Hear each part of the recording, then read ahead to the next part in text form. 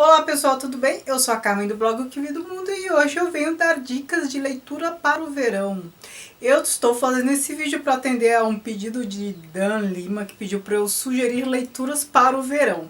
E aí eu comecei a pensar, o que eu tenho de leitura leve, né? Porque eu penso que verão está associado a férias, praia, leveza, mesmo porque o calor já pesa, né? Então, pelo menos para mim, eu detesto calor, eu gosto do frio. E no verão a gente quer coisa mais soft, pensei. E foi um desafio, porque aí eu comecei a olhar meu acervo, ver o que eu tinha de coisa mais leve, que lembrasse férias, praia, e eu confesso que tive muita dificuldade. E isso me revelou o que eu já sabia. Então, quer dizer, não me revelou já que eu já sabia, mas, ou seja, evidenciou, ficou cristalino que eu só leio coisa pesada, coisa densa, né? E eu gosto de ler coisas pesadas, densas, porque tem um efeito catártico, né? É como tragédia grega, assim, que as pessoas viam para depois sentirem um alívio, porque não era com elas, não era real, não era vida real, era ficção. Então eu gosto de coisas densas, pesadas, porque depois a vida fica mais leve, eu acho que eu não sofro tanto, trabalhando tanto e tal. Gosto bastante. E aí, quem assistiu aos meus vídeos de Bookshelf Tour, viu que eu tenho o acervo de literatura organizado por nacionalidade. Então aqui, toda essa parte aqui, literatura brasileira, aqui francesa e por aí vai. Aí eu fui olhando, né, por partes e eu tive muita dificuldade. Eu tentei selecionar um ou outro de cada das nacionalidades mais representativas e a surpresa é que eu cheguei a 10. Eu não estava pensando em escolher 10. Eu ia escolher o que fosse, né, o que desse. Fosse 7 seria 7, né? Mas foram 10. Então, começando, para não ficar muito longo. De literatura brasileira, eu indico Brás, Bexiga e Barra Funda, do Antônio Alcântara Machado, e Memórias de um Sargento de Milícias, do Manuel Antônio de Almeida. Este aqui é muito engraçado, é muito divertido. Ele se refere a 3 bairros italianos aqui de São Paulo e são várias crônicas, né? São crônicas muito divertidas. Você lê assim, inocentada esse livro e se diverte bastante. Então eu acho que para as férias, ideal, assim, sem peso, sem densidade, sem nada. E Memórias de um Sargento de Milícias é a história de um cara malandro, não quer saber de nada, e que está bem, se passa no Rio de Janeiro, na década de século XIX, né? Quando a sociedade brasileira estava se formando, e no fim o autor fala, né? Assim se constituiu a moral brasileira. É a mistura de portugueses que vieram para cá, e assim foi nascendo. Eu acho que, não sei se nascendo, mas evidencia muito bem o jeitinho brasileiro aqui, os conchaus, as relações, mas é muito divertido, a gente ri demais. É uma das melhores obras da literatura brasileira, na minha opinião, né? De literatura francesa, não achei nada muito leve. E a minha sugestão é um dos livros de Simenon. Ele não é francês, na verdade, ele é belga. Mas o Simenon escreve em francês, ele tem muita coisa traduzida também. Ele é uma espécie de Agatha Christie, você acha facilmente. Ele é Agatha Christie da Bélgica, né? Só que os livros dele, as histórias dele, não se centram na identidade do criminoso. Na verdade, não importa tanto assim. Tanto que em muitas obras você chega até a descobrir quem é, mais ou menos no meio da história. E ele, na verdade, foca na motivação. O que fez a pessoa fazer o que fez. Então é mais assim um thriller psicológico, não thriller também, assim, tem um suspensezinho, tem uma motivação normalmente psicológica, umas coisas assim para quem gosta da área, né? Vai se divertir bastante, entender o que levou o ser a praticar o ato. Essa é a minha dica. De literatura portuguesa eu não tenho muita coisa e eu indico os contos de Eça de Queiroz.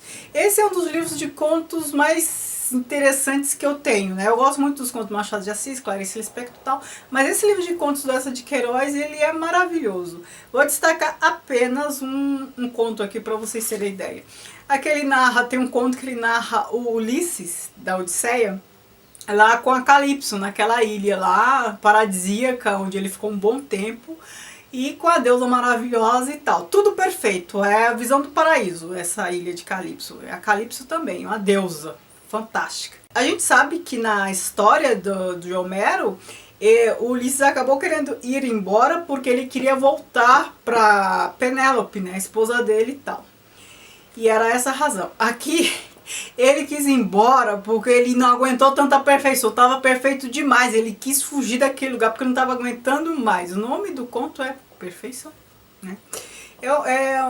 Tem muita coisa legal aqui, eu recomendo fortemente. De literatura americana, eu escolhi dois do mesmo autor, O Sol Também Se Levanta e O Velho Mar, do Hemingway.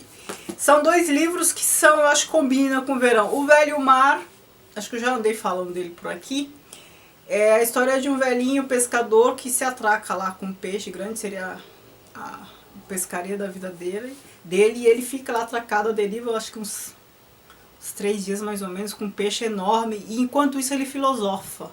É de uma singeleza, de uma sutileza, de uma leveza, de uma beleza, de uma filosofia muito bacana, muito gostoso de ler. Eu acho que combina bem com o verão, não só porque tá lá pescando, na praia, água, mas ele é conciso em termos de personagem, de enredo, e combina bem com aquele senhor já idoso, de pouca fala, de simplicidade, de pureza. E as reflexões dele são muito boas, é muito legal.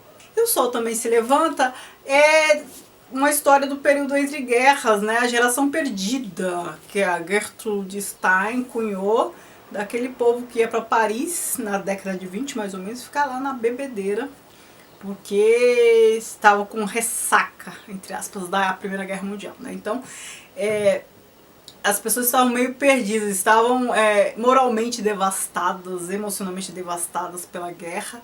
Não só quem foi combater, mas quem ficou também, né? Tipo, o que fazer agora? Era uma guerra sem precedentes, né?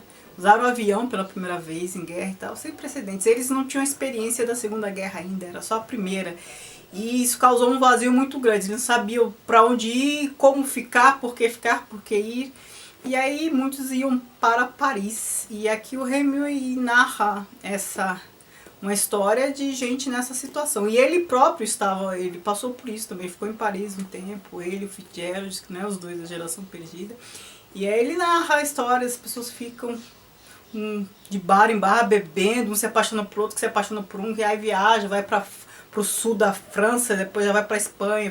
São pessoas totalmente sem destino, assim, sem lastro, com vazio mesmo, né, decorrente da guerra, da Primeira Guerra. A Primeira Guerra causou muito disso nas pessoas, a Segunda causou um efeito muito mais devastador, mas eu recomendo. Apesar disso, é leve, né?